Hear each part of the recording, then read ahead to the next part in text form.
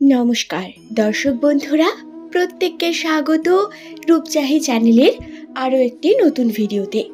আশা করছি আপনারা প্রত্যেকে সুস্থ আছেন, ভালো আছেন। 2024 সালের 17 তারিখ ডিসেম্বর মাস।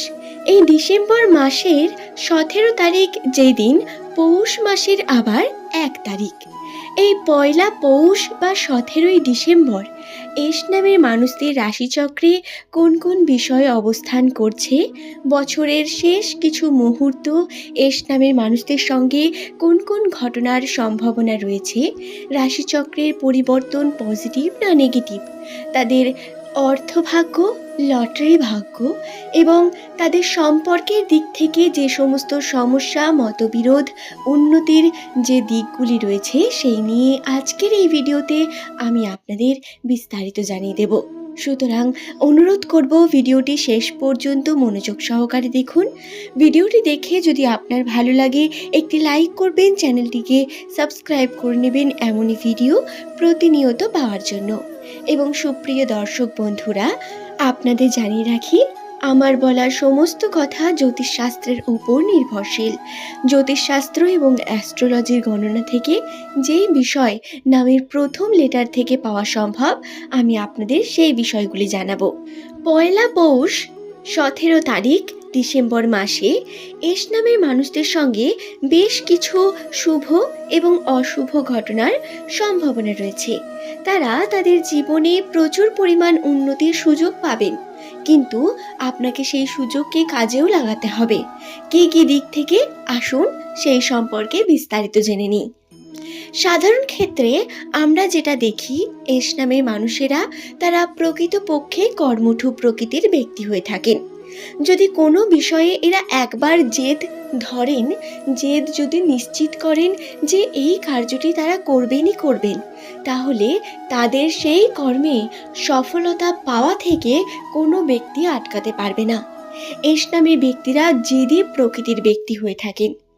মানুষকে সাহায্য করে আনন্দ পান, কিন্তু সর্বদা প্রিয় মানুষদের থেকে প্রতারিত হয়ে যান। ভাগ্যের দ্বারা বারংবার পরীক্ষা এবং অসময়ে বিভিন্ন রকম পরিস্থিতির মধ্য দিয়ে নিজেকে নিয়ে যাওয়া এস নামের মানুষদের একটি বিশেষ গুণ। কারণ ভগবান এদের বারংবার পরীক্ষা নিতেই থাকে। রাশিচক্রে এদের সঙ্গে কিছু না কিছু সমস্যা ঘটতেই থাকে প্রতিনিয়ত। তবে ডিসেম্বর মাসে আপনারা যদি বেশ কিছু কর্মের মধ্যে যোগদান করেন, তাহলে আপনাদের উন্নতির সম্ভাবনা রয়েছে 2025 সালে। তার মধ্যে প্রথমেই আমি আপনাদের যে বিষয়টি জানাবো, আপনারা এই সময় নতুন কর্মে যোগদান করুন।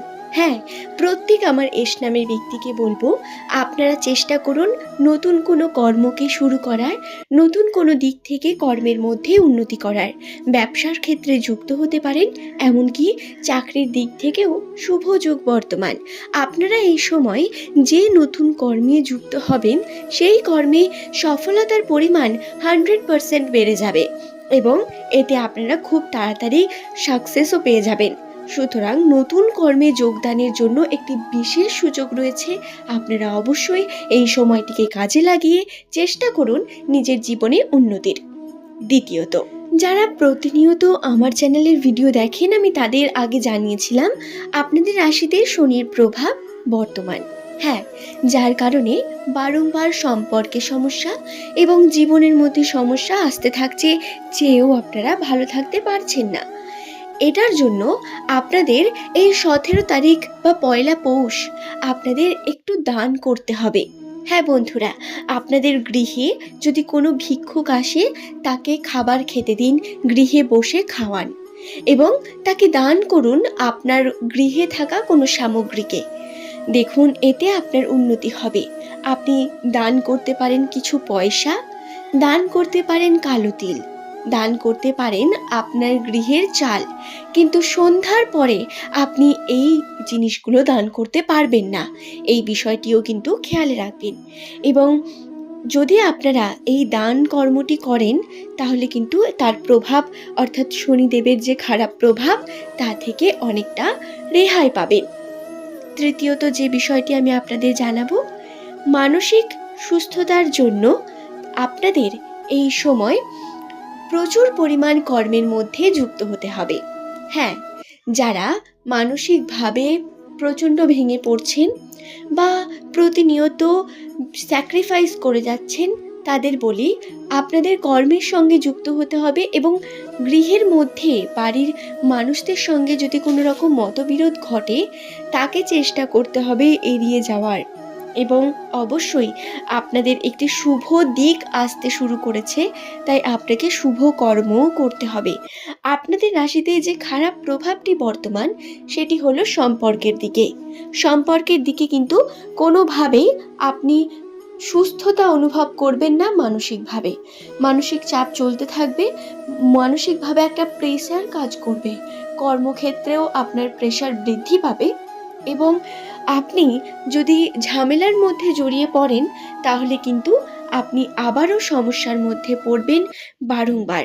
এবং হ্যাঁ, আমি আপনাদের একটি বিষয় সাজেস্ট করতে পারি, সেটা হলো রাশিচক্র দেখে আমি যেটা বলবো আপনাদের, আপনারা চেষ্টা করুন দূরত্ব বজায় রাখার প্রতিবেশীদের থেকে এবং নিজের ভাই বোনেদের থেকে।